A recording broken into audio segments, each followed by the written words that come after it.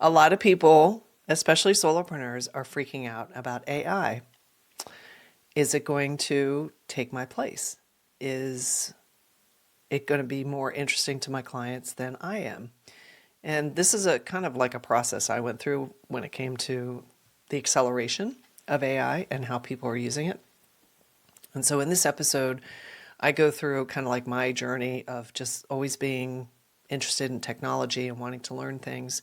And when I first, encountered AI, I was like, yeah, it's a flash in the pan. It's just whatever. I don't need to worry about that. Well, guess what? I've changed my opinion about AI. And so I just wanted to give you some thinking around how you can approach AI if you haven't already been delving into it, and how you can serve as an educator of your clients as well as someone who adds more value and distinguishes their value by using AI in a more efficient way. It's easy to make assumptions about AI when you aren't informed, when you make assumptions, whether it's driven by Hollywood and Skynet or what you're hearing from people in your circle and what their opinions are about how they're using AI.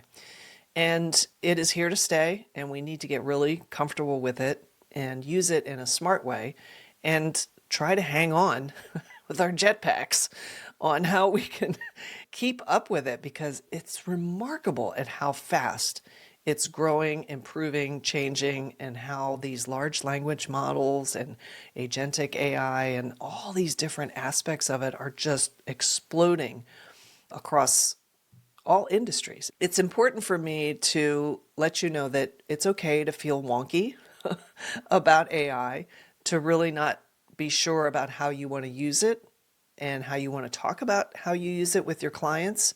So I give a lot of examples about how I'm using it, and I'm having a lot of fun with it. The prompt is really just to help you make the most of it. It's common sense. You just have to use common sense when it comes to using AI. And so I give you a couple of prompts on how you can work on your mindset, bone up on the tools, and be transparent about how you're using AI in your business to your clients. So that way they get comfortable and they understand, okay, it's the efficiencies are being passed to me. So that means it's going to cost me less. I don't have to worry about learning AI or finding a solution through AI or whatever. So that is where we're at today.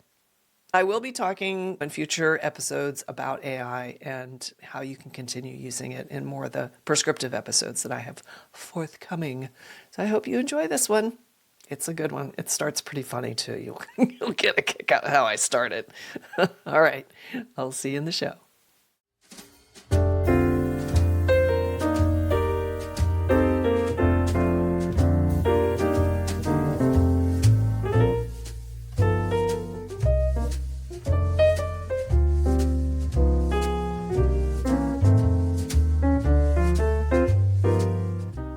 Welcome to My Solopreneur Life. I'm Terry Pappy, your gracious host, and I am so glad you're here. I have a wonderful episode for you. Sit back, relax, and let's have some real talk about what it is to be a solopreneur.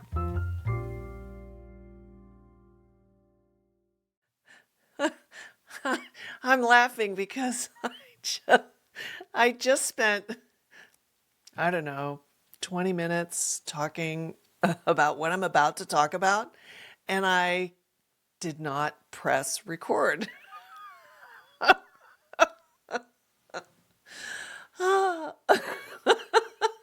I'm sorry. That is just so me. So I was supposed to be a guest on a podcast this morning. And so I was sitting here, in front of all my equipment, ready to go, looking good and full of spunk and energy. And I get a text like 2 minutes before the start time saying, that they had to reschedule, which is completely understandable. But I'm sitting here going, well, since I'm sitting here all ready to go, I may as well, record another episode of My Solopreneur Life. And so I go and I'm like, all right, this is great. I get this done. And, and this episode, as you know, is going to be about AI. And I'm sorry, I can't stop laughing at my idiocy.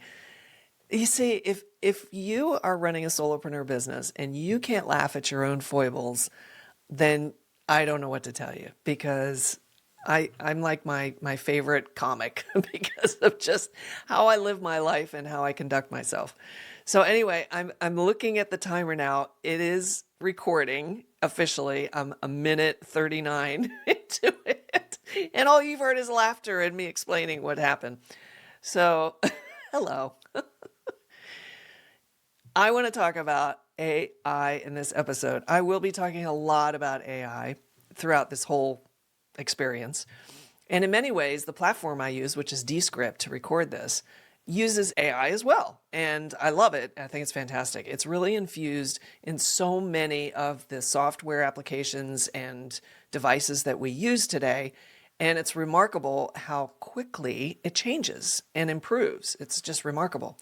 So I wanted to I wanted to kind of start this episode not the way I did, but by kind of talking about, since this first season, which this is the official last episode, and then the next episode will be a teaser for season 2, because I gotta wrap this season. I keep thinking all these ideas like this one. It's like, oh, I need to do like a story about how I'm dealing with AI. Okay, all right, that should fit into my journey this first season.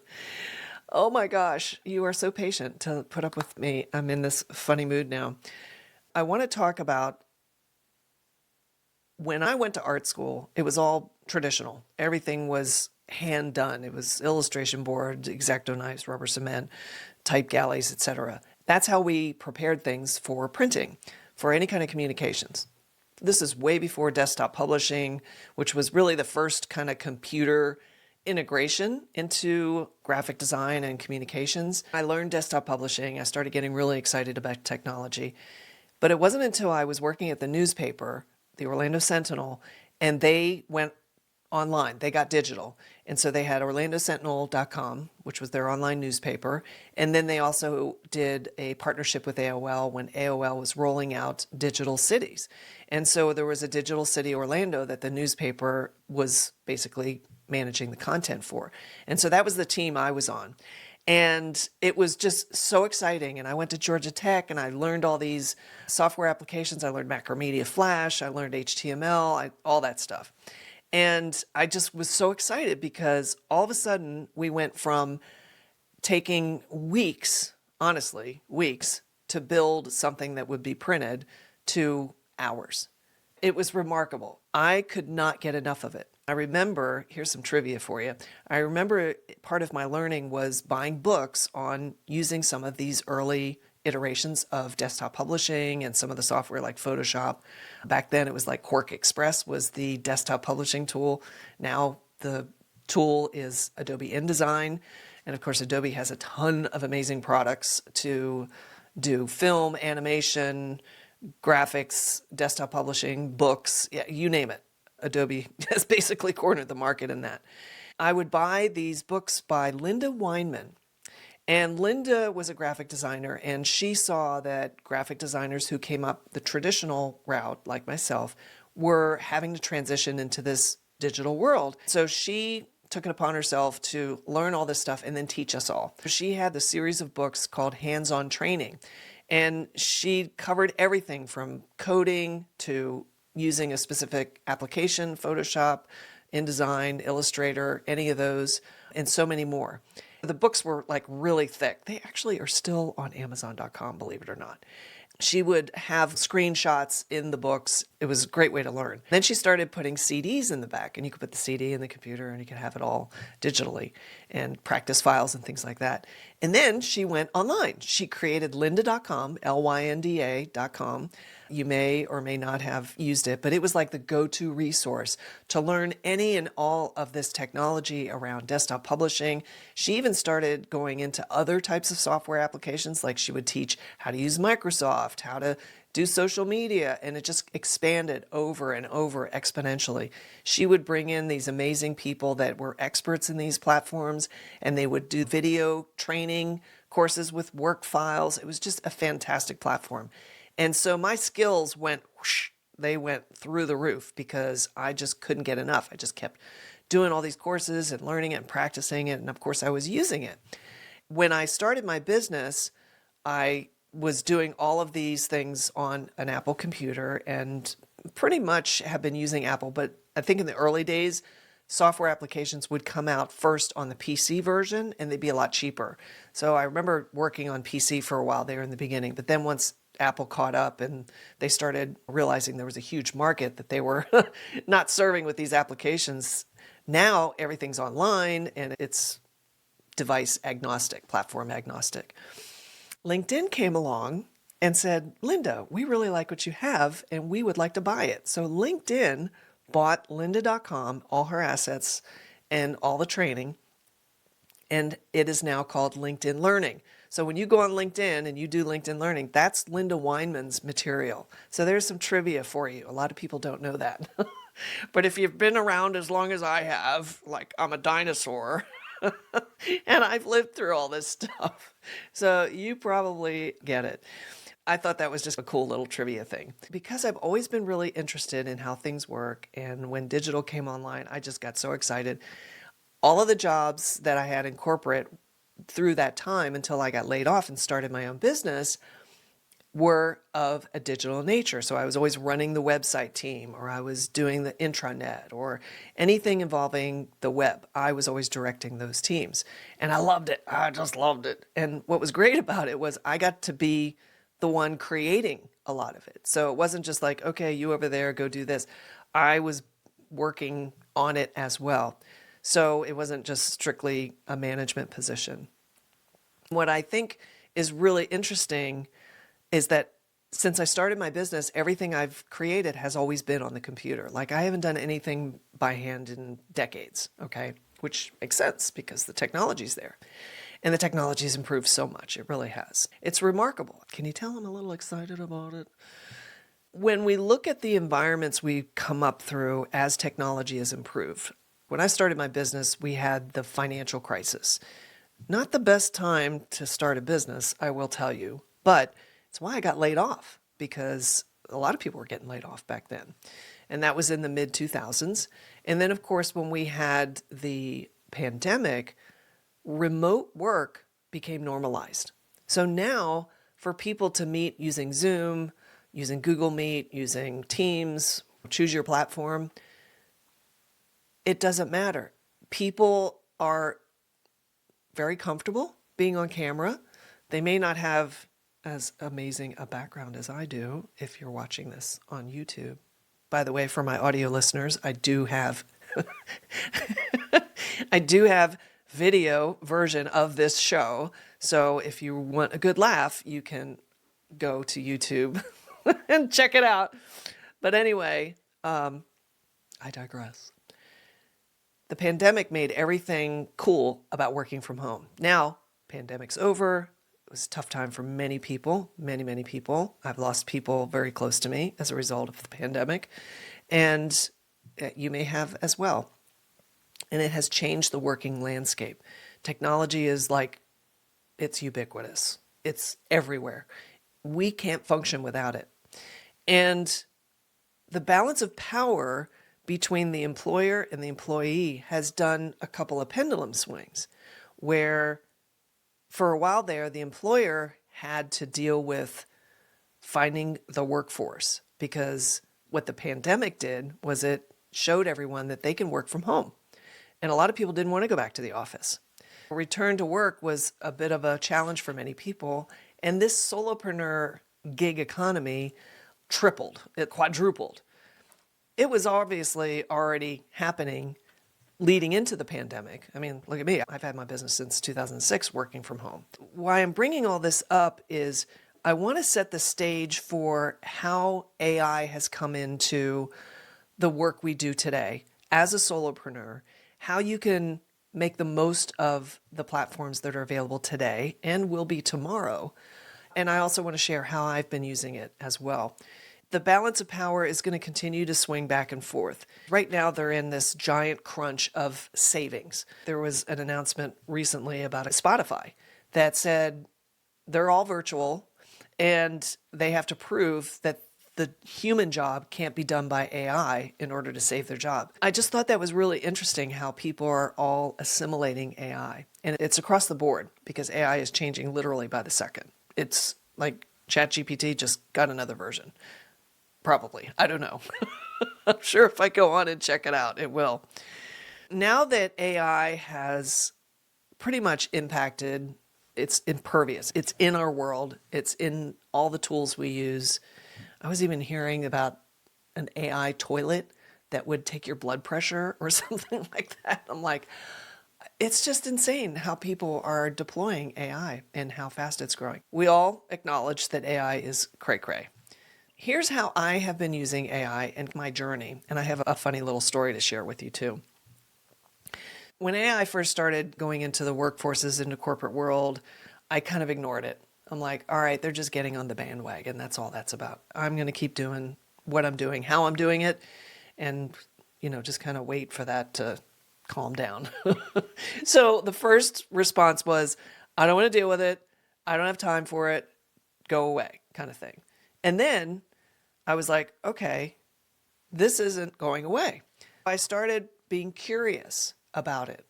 And I think what really accelerated my adoption and understanding of AI was not just my thirst for knowledge, but I have a client that is nuts for AI. It's constantly wanting to learn things about AI. And so his interest in it and hunger for it was contagious for me. It stirred my own interest about wanting to learn more about it. They helped me understand different types of platforms that I wasn't fully aware of. Also, what newsletters, what podcasts would be good to listen to. It's like I got to a point where I was like, all right, I'm going to go ahead and lean into this. I started exploring through not only just understanding what my client was interested in, but also seeing a lot of people kind of freaking out about it. And I was like, all right, I don't want to be like these folks that are freaking out about it. I want to get knowledgeable. So I started using ChatGPT primarily. It's still my probably most used AI platform. It's improved quite a bit, and it's helping me get better at prompts. And I'll talk about that in the prompt for this episode. Because it's out there, because we need to figure out how to incorporate it into our solopreneur business, AI can help you save so much time. Now, obviously, it depends on the service and products that you're selling and delivering and how much you're involved, how much you're using a subcontractor. Like, for example, if you're creating something that you're using a subcontractor for, you may be able to release that subcontractor and turn it over to AI. And that'll save you money, save you overhead, so there's more profit margin for you. That's one way that you can use AI. Another way is just to produce your work. The way I've been using ChatGPT is a lot of different ways. As you know, I'm a writer. I love to write. I write every day, whether it's in my journal at minimum, or it'll be working on a client project, building a website, writing copy for a LinkedIn profile or posts. ChatGPT can really help you be a better writer. You can use it a bunch of different ways.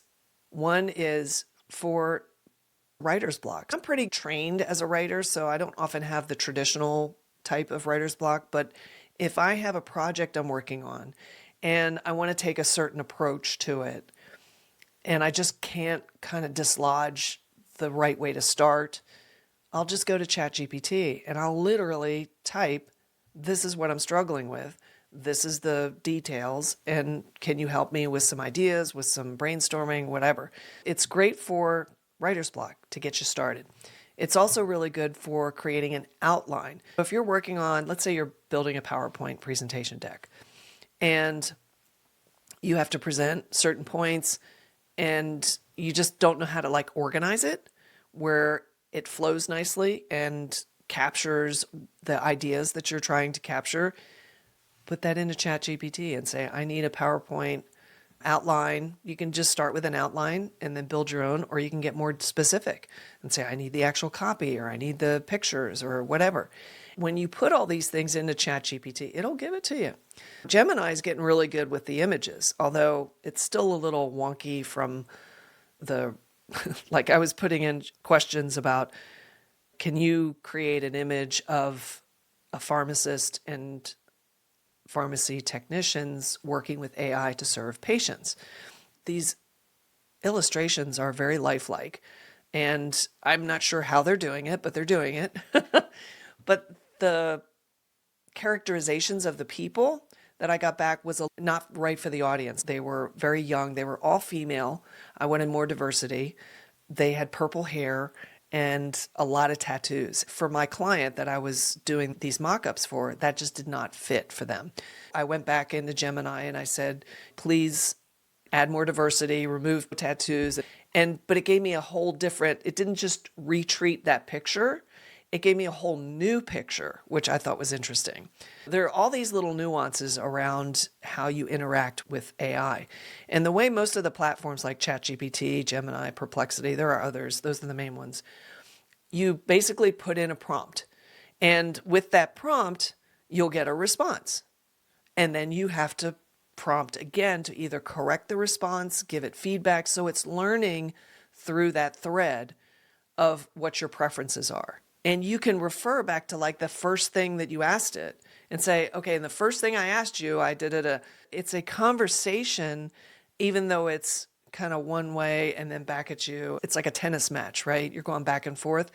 But the whole conversation, as long as you're still working in that one screen of that thread, it will reference that. It's actually learning from prior mistakes. It's learning from prior questions and what you've already been asking it. And that is quite sexy, if you ask me. What they're working on now is agentic AI, which is where the AI does multiple steps based on information it's gathering through the process. I can't really go into details on that because I'm still learning about it myself. But I know that the way AI works now with I give a question, it gives an answer, I give it another one, and so on.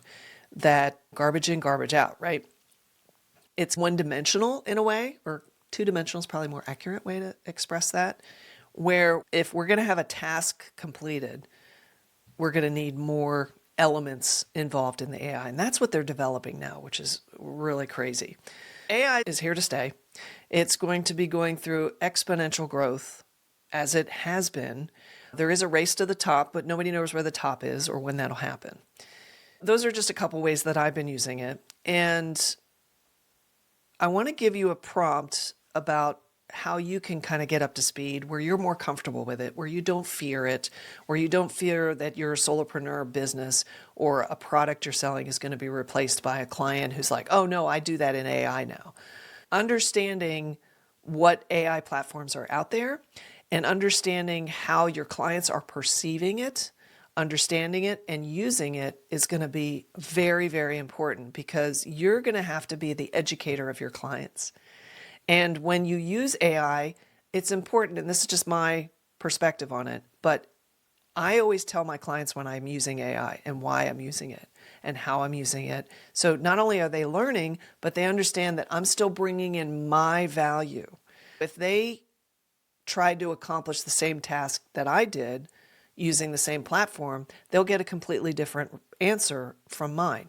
Now, it might be okay for them, but because of the way I'm using AI and what I'm doing after the output of AI is where the magic is, and that's where the value is. And being able to communicate that to your client is critical in this AI age.